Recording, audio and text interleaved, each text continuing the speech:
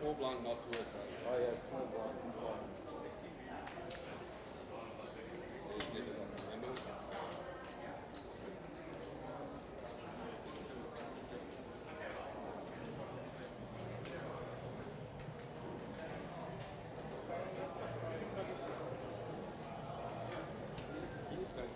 Up to 133.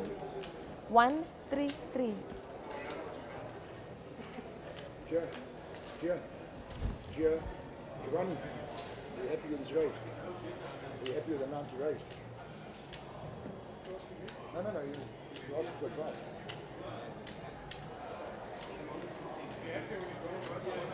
That's it, boy.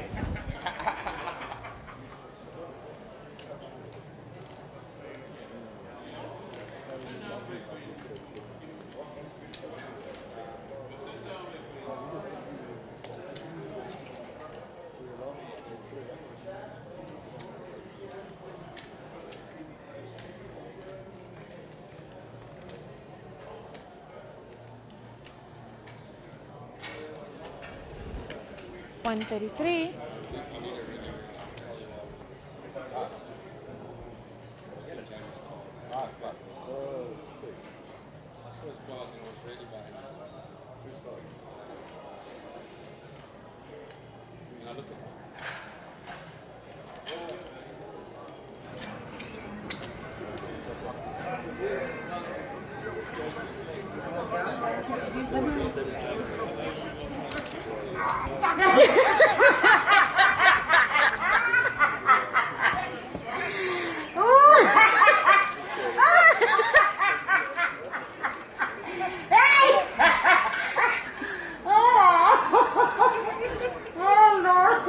Please show your face, okay?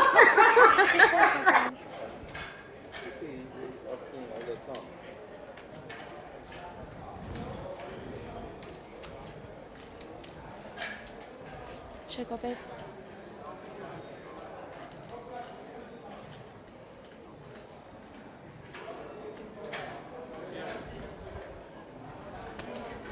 No need. No. I'm not.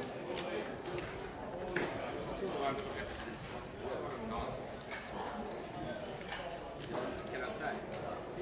It's 10.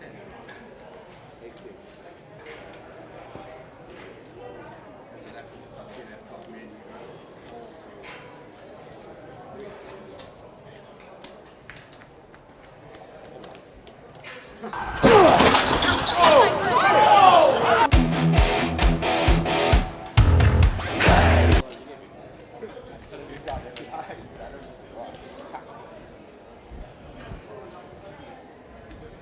$50,000 to play.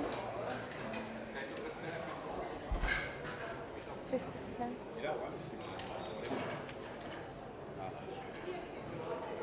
Players in the free roll, dealers in the free roll. Your blinds are now up to 500, 1,000. That's 500, 1,000, and 1,000 on the ante.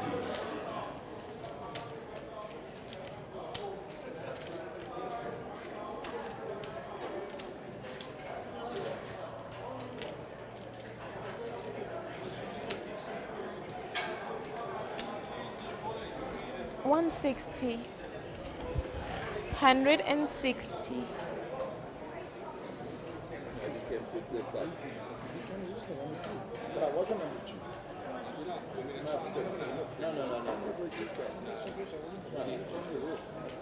Don't even yeah, you have to because of the damn. They also understand it to be cheap.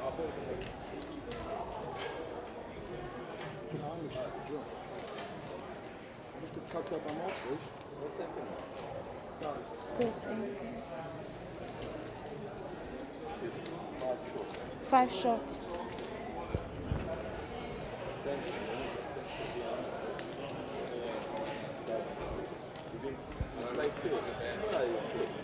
Check a bet. That was a perfect flop.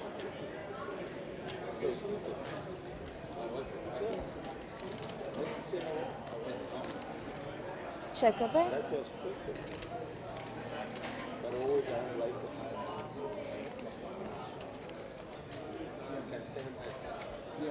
300.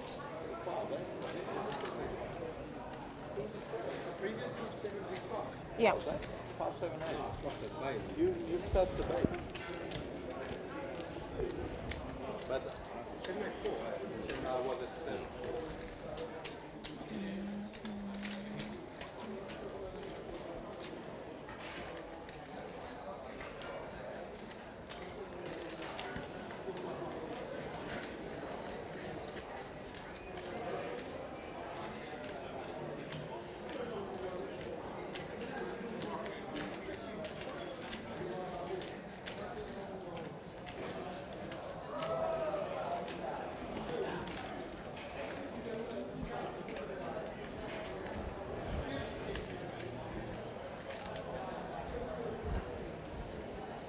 Ooh. I'll be gentle.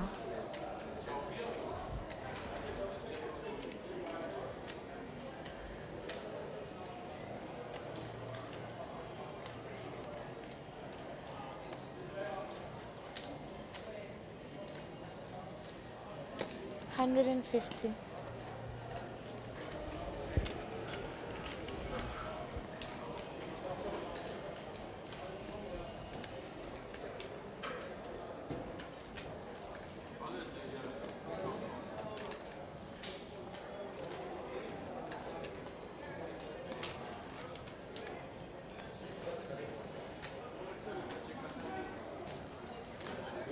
$150.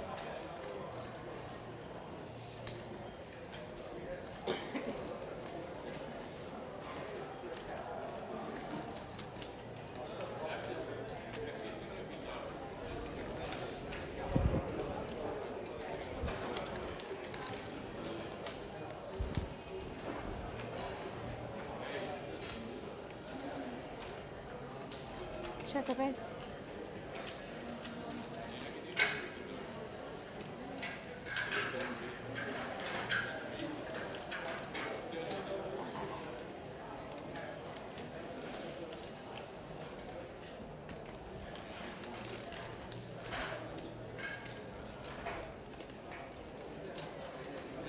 Check a bit.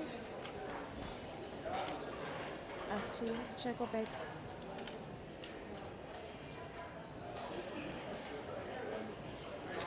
$200.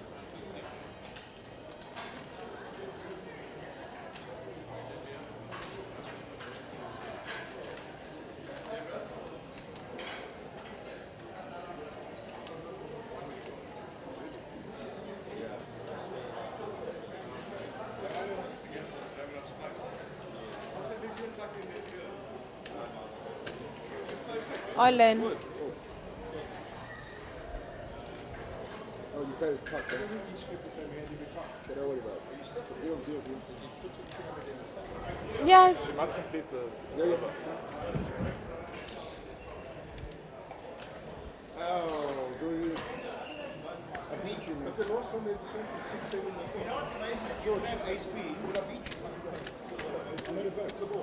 And look at the board, and they've still found the other three. all quantities are gone. 4 3. How thick is that, eh? Look at this one, you've got a mountain chip. I'm not suited. This one is there. Yours are suited.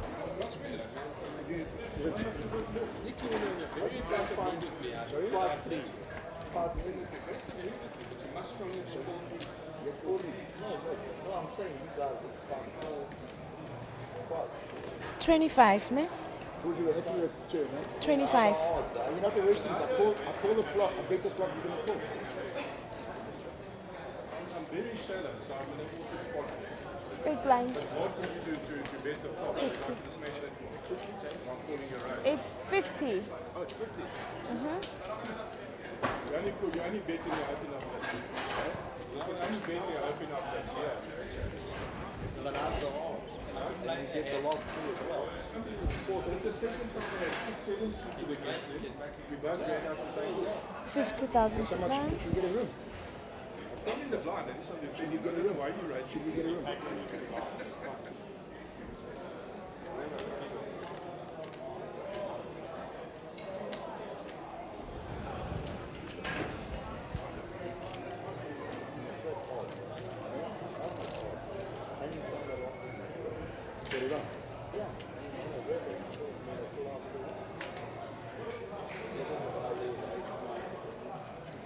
$130.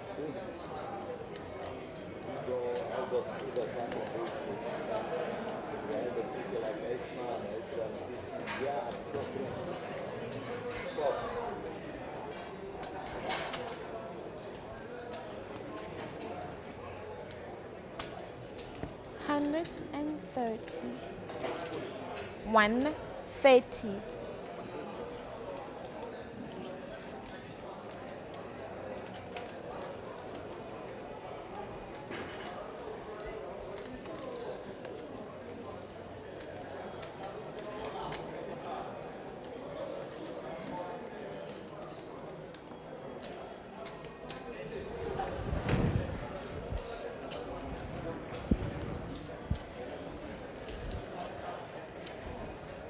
Please show your cards. Show your cards, both of you, please. Thank you.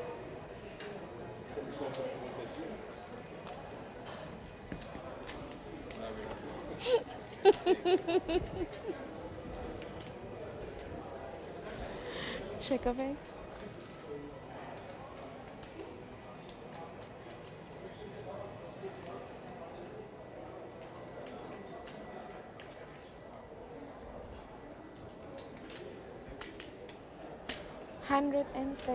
$131.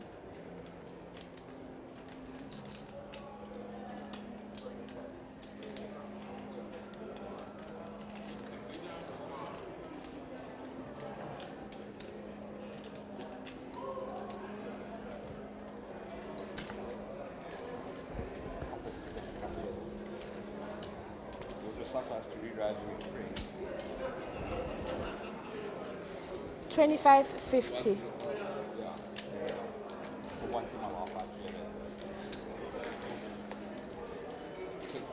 Still like No wonder they think that I didn't believe that. Like, no, that's actually as a head. no, certainly.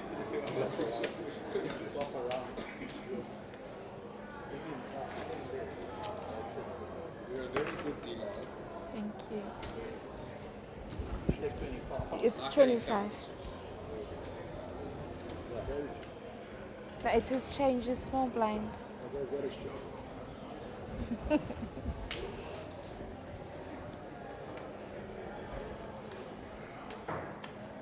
50 to play.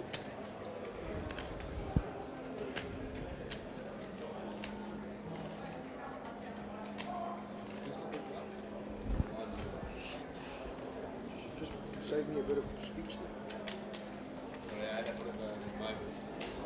I'd like to invite Greg Tucker, a very accomplished poker player on the South African poker circuit. He's done really, really well. Welcome, Greg. Well, thanks for having me. Really awesome to be here backstage and getting to see all the hands. 155. So, Greg, first thing we're going to ask you is have you enjoyed the Monsterjam Poker Tour here at Times Square Casino and perhaps all the other events that Monsterjam is hosting this year? Well, I would definitely have to say Times Square is the best casino I've been to in South Africa. A friend of mine, Greg, and I were actually speaking. It kind of reminds us of the Crown Casino in Australia. Melbourne, yeah? Yeah, so just on that fact, it's really cool. And the rest of the events this year actually only played Carnival and Sun City. Taking a bit of not a big break, but haven't been playing too many tournaments this year. But yeah, it's really awesome to be here. Okay, Greg. So obviously, if you're talking about the Crown Casino in Melbourne, you obviously attended the Aussie Millions. Do you want to say anything about that and your experiences there? Yeah, I went in 2012. It was actually quite a nice crowd. It was Greg Ronison, Solly, Kramer, 50 to play. Costa, Mamaliadis, Ray Rami was there, Benny was there. Really awesome experience. Played the 6 max, did relatively well, got a result there. So yeah, I mean that was about 6 years ago. Okay, so that must have been the days when Swaziland was in full flight, and I presume you went via the Pig route with Sandy Kerr and our production manager Mike Collett, who's with us today. I think Mike went with you on that tour, probably covered most of those things. Actually not. I went by myself. That was I kind of missed the All Africa days. I only played the last 2 tournaments. The last one that Stan won. Had a nice sweat with him actually. Had 20% of him, which is good. But All Africa, that was kind of before my time, 135. so I didn't get to experience all of the packages that they offered and etc. So yeah, I actually just went. I played a 6 max and 1 or 2 other events. Didn't get to play the main. Just more for experience. Oh, cool. So obviously, Monsterjam's a very new tour in South Africa. We're about to complete our first rotation. The first year, we've had some magnificent stops. And prior to us, the only poker that's probably been available for you as a good player to play are obviously the WPT events. And you've done really well in those WPT events. And obviously, WPT is a great name across the globe and host a great event in South Africa. And you want to tell us a little bit about that and how you've done at WPTs? Yeah, I mean, WPT is obviously very awesome. It's obviously got a prestigious name. And yeah, I think I've 50,000 to play. in WPTs. I've won a couple of tournaments. The best one being the High Roller about 2 years ago. Is that when you finished with Des Godfrey? That's when Des Godfrey finished second, and then he decided to go win the main event after that. Yeah, just what an awesome year for Des, right? Yeah, Must have been like if South Africa didn't really have any poker rankings those years, much like Monsterjam are doing now.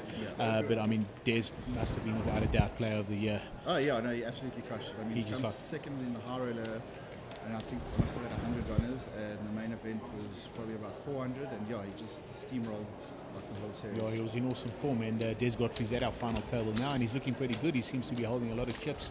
We've watched a few hands with him. He's playing quite well today again, and he's quite cautious. I've been watching him.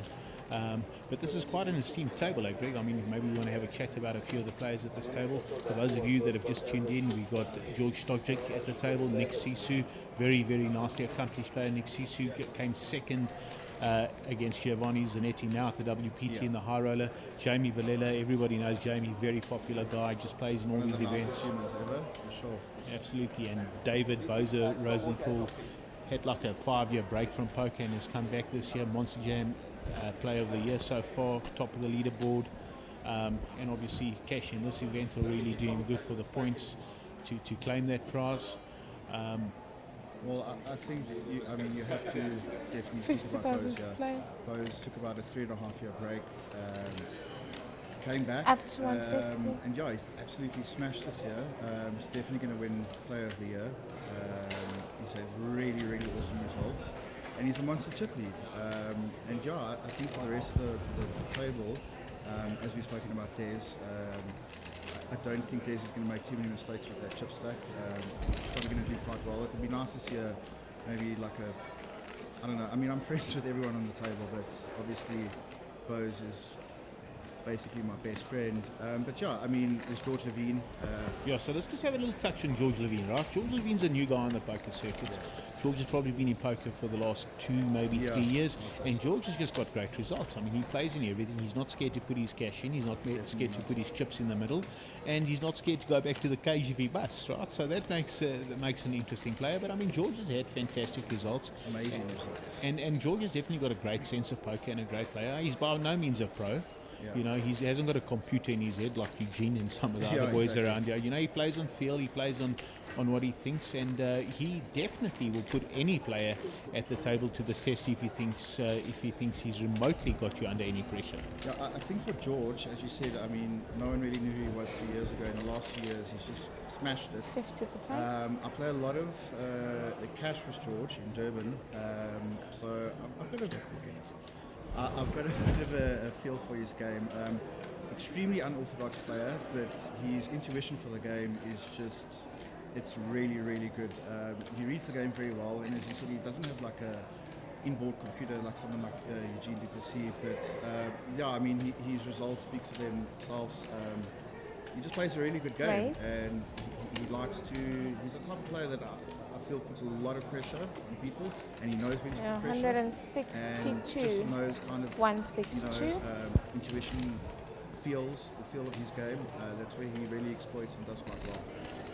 Okay, the next player. So we've got 2 Georges at the table, Yeah. and the next player is George Stojic. I want to talk about. So George is like a young cash pro. Yes. He hangs around Monte Casino, sits in the sits in the cash room there a lot. He grinds himself away. He's quite happy to win 5k a day or 10k a day or whatever it may be. He's also not scared to sit down in some bigger stake games. But I mean, George is a solid player, but he hasn't really been on the tournament platform, so nobody's got too much information on him.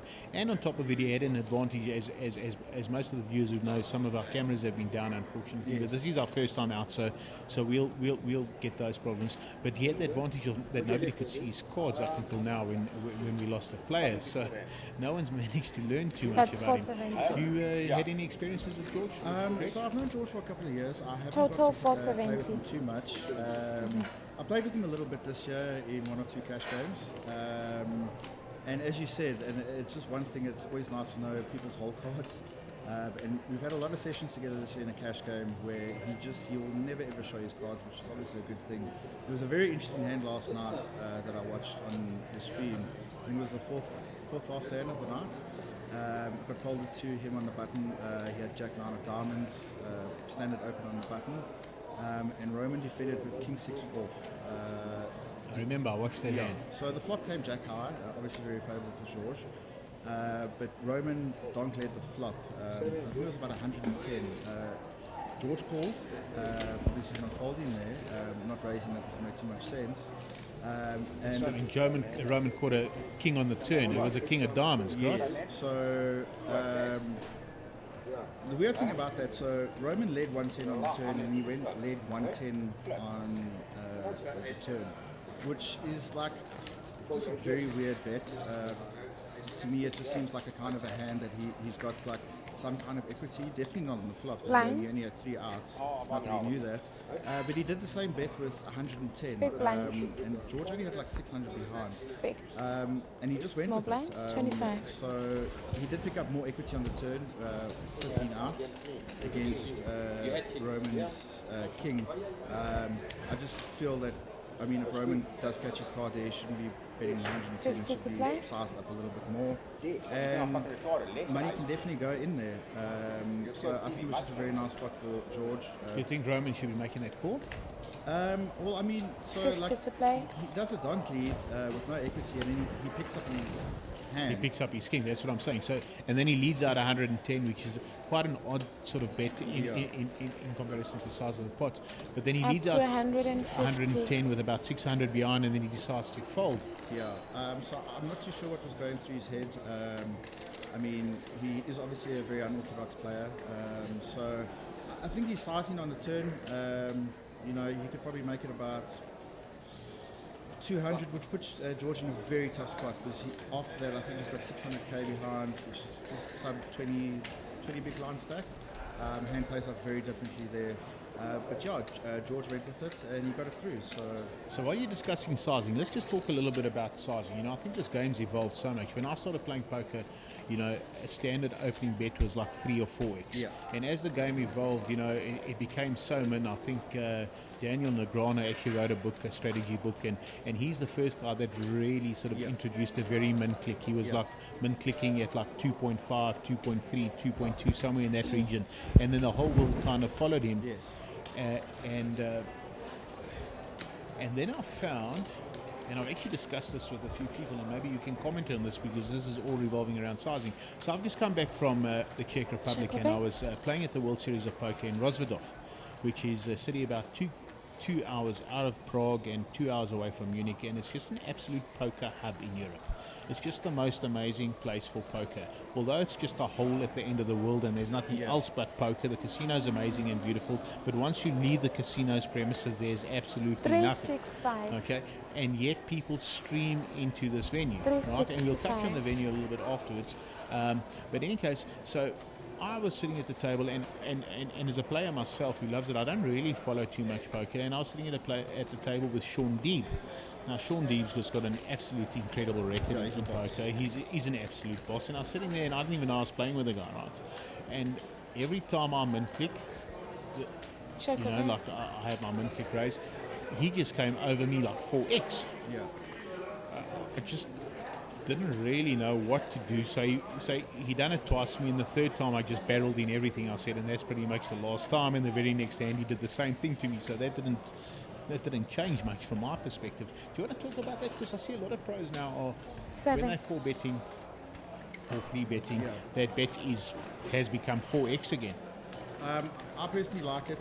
I know what you're basically talking about in the beginning, where like you open to 2.4 and someone makes it 5.8. So 700. I feel like when people are doing that, they're giving the person way too much equity to call.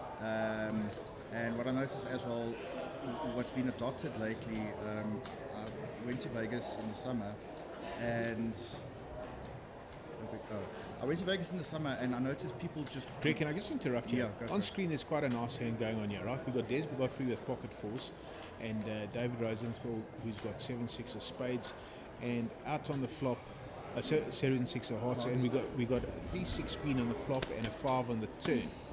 So, David's in front, Okay, so with a David's got a 6, pair and a gut shot, and Check and or Des bet? has got an up and down draw. yeah. So Right, and the rivers come in 8. So, David's won the hand. I haven't paid too much attention to this, but I feel. Okay, so the third spade completed. So this is quite interesting. I think Dave opened and cut off, and Des defended. I'm not too sure how the action went. Okay, so Dave opened to 150, Des defended with 125. Flop, Des donk led 365, Dave called, turn. Oh, okay, so this is very interesting. So Des basically just barreled every street, putting Dave in a very, very tough spot. I mean, obviously what's going through his head, what does he have here? And obviously the third spade came on the river. Flush, straight gets there. Straight gets there. A lot of things have got there. A lot of things got there. I mean, I don't really think you can take flush into consideration because it was a backdoor flush draw. But what type of hands does Des donk lead here? David doesn't do it with a queen. It does seem like more of a drawy hand, like a 4-5. Although Dave's got 2 4s, which block the 4-5. And the queen came on the flop, which Des defended with, and he led outwards. So David's in quite a position here. If he makes this call, it'd be pretty decent of him to make this call. So you just have to ask yourself, what type of hands does Des have here? If he bets every street out of position, I don't think he does it with the queen too much. I think he can do it with hands like 4-7, 4-5, maybe a hand like 6-5 of spades. No. Do you think David could be thinking that Des... Goes check. And Dave wins the last. Alright, so they went check, and Dave wins the pot. Yeah, I mean, Dave could have easily thought that Des could have defended with any of those cards, ace-3, ace-6. Definitely not ace-queen. Des would definitely re-raise and flop with ace-queen. There's no doubt about that. I think if Des definitely put a bet in the end, he would have got it through. Blinds. But I mean, after winning that pot, Dave's got 50% of the chips in play now, 6-handed. So that was a very, very vital pot to win. Looks like Des has lost quite a lot of his chip stack there now. Yeah. Once we'll see shortly what the actual chip sizes are. But yeah, looks like Rose has got 50% of the chips in play. So anyway, let's go back to the sizing. Yeah, so the sizings are like I mean, it's always obviously nice to go overseas, as you did. But it's nice to see what the pros are doing overseas. And what I did notice is no one ever folded to a 3-bet. So I think just having said that, 5. sizing up on 3-bets are much more sufficient. 50 to It's play. not, if you want to get your light 3-bets through, rather better to size up. But having said that, people don't fold. I mean, I played a hand in the super high roll on day 1, where someone opened, someone called, I had aces, and I 4.5x because I just know people don't fold, and I got max value for it. I Online. just basically bet every street and got paid. So I definitely think sizing up's a lot better in your 3-bet, 4-bet range. Let's have a look at a hand here. George Levine from cutoff has picked up ace-6 of hearts, and he's moved all in for 555,000. Blinds at 25.50, so he's basically moved in with 10 bigs. Which is, I think, pretty standard. Pretty standard, and the action now is on Des Godfrey. 3. Okay, so Des will go 1 from 1. Thank and then you. it's triple 50 to five. play. 4. We'll probably get to see Des's hand. 5. 695. I was right. Yeah.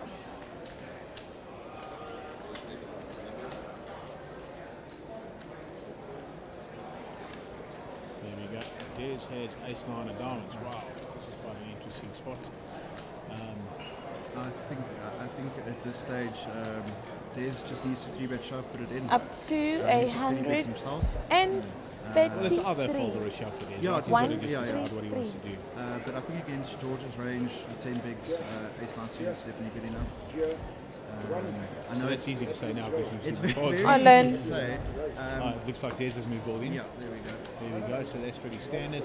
And the actions are Nick Sisu, who's defending out the big line, and he has 5-8 of diamonds, and that's a fold. Right, so there we go, nice interesting hand for us to view, and I hope all our viewers are enjoying this.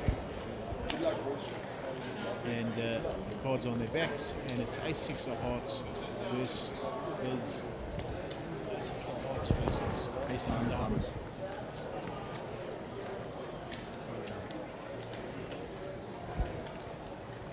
Right, there we go, and the flop comes 6. George Levine hits a 6 on the flop. 133. Diamond, backdoor diamonds for Des. And a queen, Jack to chop. Jack to chop. Oh wow, that's pretty sad for Des. 695. And George Levine doubles up. So when I said it's a pretty standard hand, I Five think it change. is, but you do have to look at, you know, you're in the bubble. So, I mean, I don't think it's a super standard hand. I think Des would have played a lot sooner. This is such a close fight. Taking in good.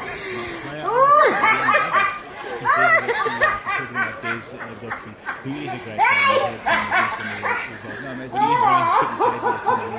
He was at the final table Please show your cards again. and in a space of a half an hour he got it in with aces, kings and lost all 3 flips, and one of them was George Levine. And in fact twice to George Levine, he had kings and George had ace jack and ace queen. And Looks the other like time, 1.930. in fact he had aces against Oh, George, yeah, had ace king queen, queen. kings. No, 13930. Yeah, absolutely. Anti-Jared Solomon. So there's just an awful time Sorry? of things lately deep in tournaments. Player 9. Yeah, I think Des is a really good player. I'm talking to He's done well. 2, 3, 4, Over 1 or 2 series, but over the last couple of 450, 470 for player 9. and he's always there. I actually played a very interesting game with him yesterday, where Ladies in the free roll, your blinds going I up had ace to jack, 600, 1200. I'm still getting used to this also. I was just checking your chip card. I had a gut shot, flush draw. I flopped everything, basically. Des check raised me. 50,000 to play. So I called and turned with the jack. So now I've got the jack as well. Des barreled again 110. Olan, the baby. Right, here we have Des all Ladies in in the again. free roll, dealers in the free roll, your blinds are now up to 500, No, 1000. I'm just checking the chip. That's 500, 1000, 1000 on the No. So cut off, yeah. So Des is all in, and For, the actions on Nick Sisu. for Maybe we'll get to see Des's cards again. 40, Des has ace 460, I was 163. He's giving it a bit of thought. Let's see if 4, we can work George. 460, 473. I was out by 10. Queen of hearts, here close, so that will probably get into the muck. And Nick Sisu, the last line of defense, he has 8-5 again. That's amazing, that's 5-8 again. No, Jamie's still in. 5-8 out of the small blind, and Jamie now to have a look at his cards. Still And Jamie has 9, 10. 5 shots. Unlikely that Jamie because that's too tight and not enough chips to press. So anyway, Yeah. Des gets a little bit of top, he's gone all in. And Des Check or moves bet. to 595k, Yeah. 11 big blinds. Yeah, so basically it's back to that hand that I played with Des. Checker bet. where he check raised me on the flop, 5 turn 110, and then the river came at ace. And it was one of the most horrible spots to be in. 300. He bet 240 on the river. I mean, I had ace jack, I had 2 pairs. Yeah. But when he bet the river, It's it not was a blind. very tough spot for me because he does have some kind of combo queen hands there, like a queen line of diamonds, queen jack. When you bet the river, I should be having a lot of queens in my range as well. And it's just like an impossible spot to call.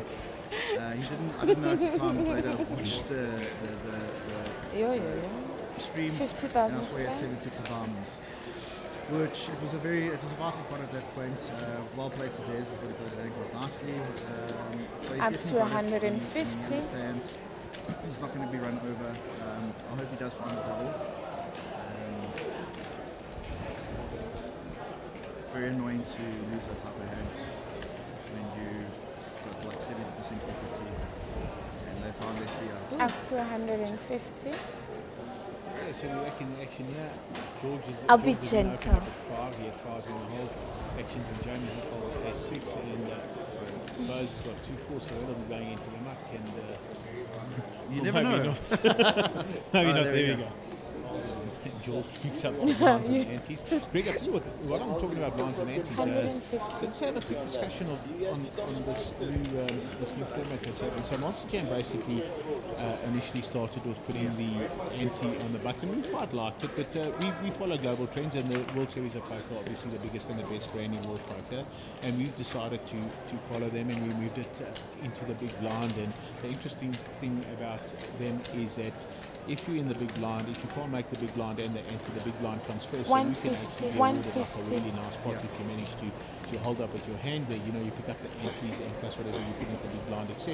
So you can end up winning like 11 times. Yes.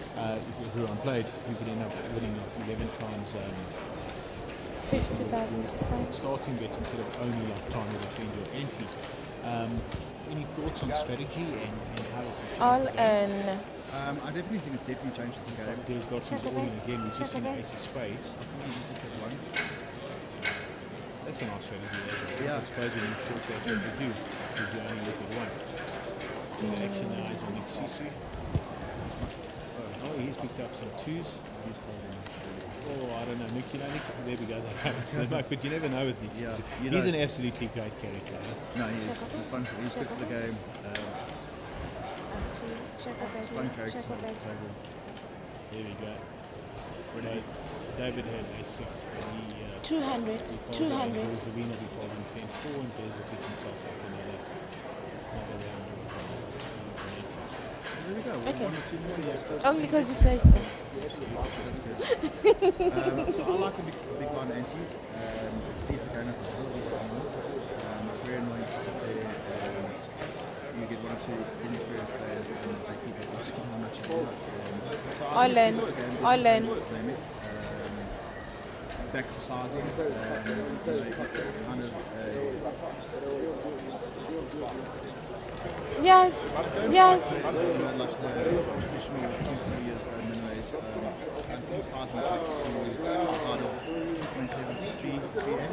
Because big light is much bigger portion of the range that comes to. So I'm sure a lot of people are reflecting the numbers and calculations and have really I look at some numbers just talking about that. So a couple of months ago, Yours are suited. Yours are suited. and we had an international radio player against me winning. And there's some stats that came out about it. And the stat that came out was he defended 100% of his big blinds. 25, no? 25, no? I mean, 25, 25. I mean, obviously he's in the galaxy to all of us.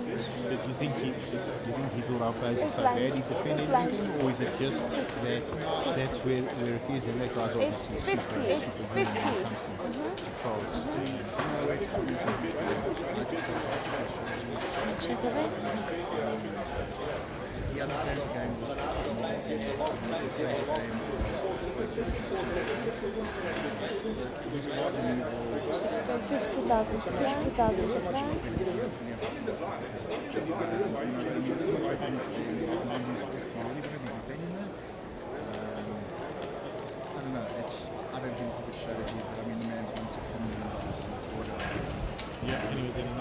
table now at the World Series of Poker. Oh, was he?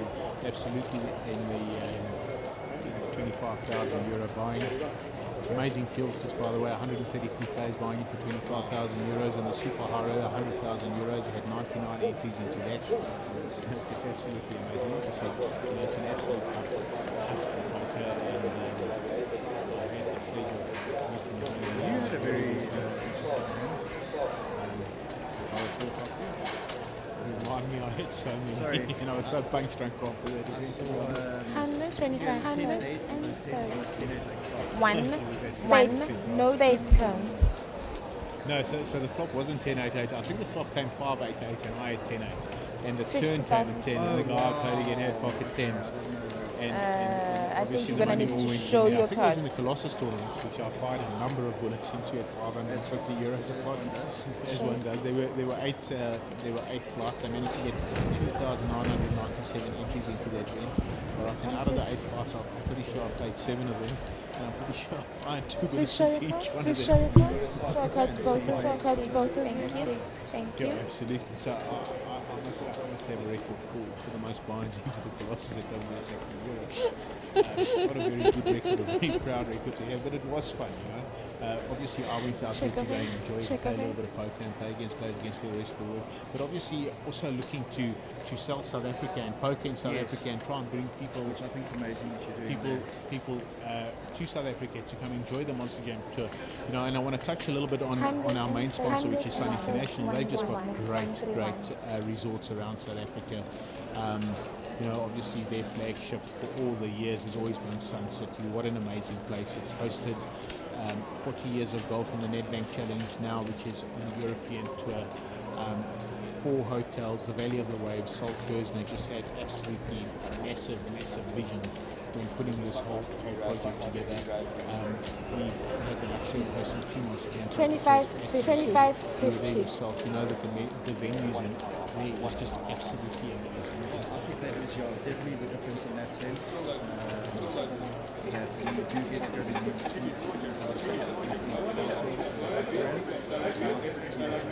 Sun City, Wild Coast, players. Everyone. Yeah, so it's been super enjoyable. Absolutely, yeah. Please show your hands. You'll be back with us It's 25. It's 25. international viewers watching the stream, which we hope But it has changed. It has changed. Small blind. participate in terms of coming out so that we can come to enjoy some nice poker and 50 to play. enjoy the 50 to wonderful play. safaris and Check over it. everything else that South Africa has. Well, I mean, I know we've had some pros from overseas. I think the difference with Monsterjam is we've got all these new stops. And for me, my best thing about Monsterjam is the structure. I'd like Greg Tucker, a very accomplished poker player on the South African poker circuit. He's done really well. Welcome, Greg. Check over it. We'd like to have the pros, but they seem to leave with our money and all the money out of us. It's very rude of them. 155. 155. Have you enjoyed the Monsterjam poker? South African hospitality there. Others still on 7. Others still on 7. We don't want to take any money. A friend of mine, a friend of Greg, between him and Ria, they took to remind us of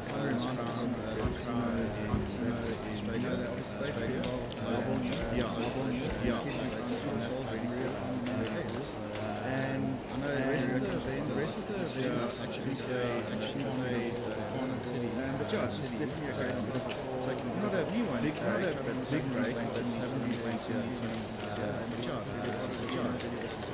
Okay, great. So obviously, talking about you've attended the Aussie Millions, the regulators, and your experiences globally. So, you know, we hope to sell that as well. 50 to play. 50 to play.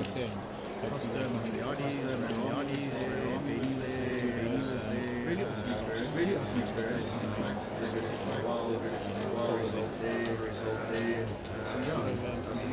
Thanks so much for coming. So that must be the days Swaziland was in Swaziland was in full flight, and you went by the weekend with Sandy Kerr, and our production manager, Mark Collins, who's Mark went on that tour, covered most of those things.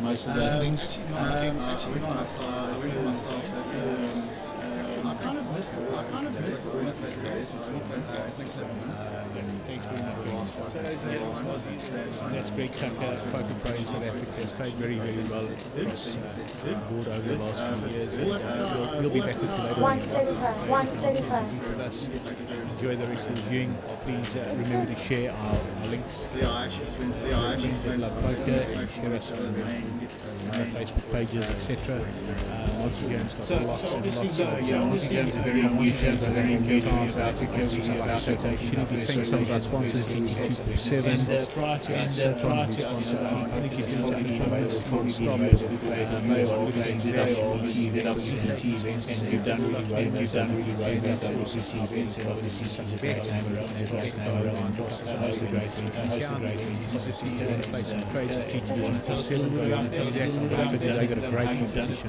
All you have to do is go to the Monsterjam Facebook page, find the GT, book up there. It's absolutely free. They're going to give you free money, and by just registering and featuring, they give you an opportunity to win a seat into the main event valued at 13,000. So that's absolutely great value from our partners, GT7. Thank you very much. Right, folks, we'll be back with you later. Enjoy the viewing. If there's anything you'd like to know, please just pop us a note on some of our pages.